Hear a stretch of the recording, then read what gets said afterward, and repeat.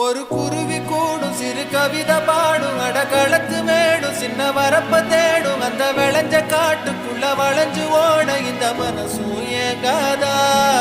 ஒரு ஆத்து மீனும் துள்ளி குதிச்சு போகும் மீன் குழம்பு வாசம் எங்க காத்தில் வீசும் நொடி பசிச்ச நேரம் அந்த பழைய சோறு இங்க அமுதம் ஆகாதா